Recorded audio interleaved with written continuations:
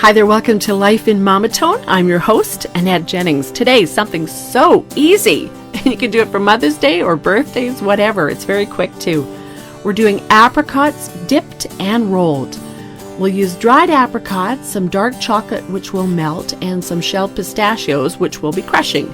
Here's a little bit of a look at everything we're going to be using. The apricots are nice because they're chubbier, and so a skewer will insert nicely. And this dark chocolate will be taken down a bit so the chunks are smaller. The pistachios singularly take the longest because we've got to shell those, and you'll be about 15 minutes doing a bag of them. The mortar and pestle, I'm using a flat bottomed pestle because I not only want to crush, but I want to leave some chunks too because it looks very striking on the dark coat of chocolate on our apricots. Here's a look at the pistachios.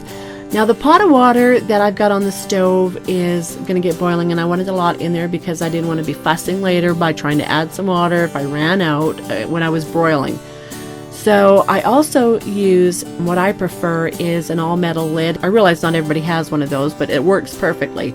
So I flipped that upside down and I decided, yeah, I'm going to use a Ziploc and I'm going to use my pastel like a hammer, smash it all up, da-da, perfect smaller chunks. That worked so well, I abandoned my mortar and pestle for the pistachios and used a Ziploc bag. Fine. No fuss. It was just a lot easier. And here's a look at the lovely melted chocolate in my lid, and we're ready to go with the skewered apricot.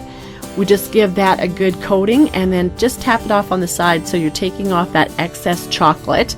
And you start spooning those pistachio chunks over this melted chocolate on this apricot. You just want it to be able to stick there nicely. You see how well that coats, and now you just take a bit of a fork and you slide it onto some wax paper. Transfer the whole thing into the freezer for just maybe even about 10 minutes, just to give it that extra little bit of time to harden. And then I don't know what these ceramic white boats were, but they were perfect for my apricots. And I hurried up and delivered them straight away to my mother a week early for Mother's Day because I was so afraid I'd eat them. They were so good.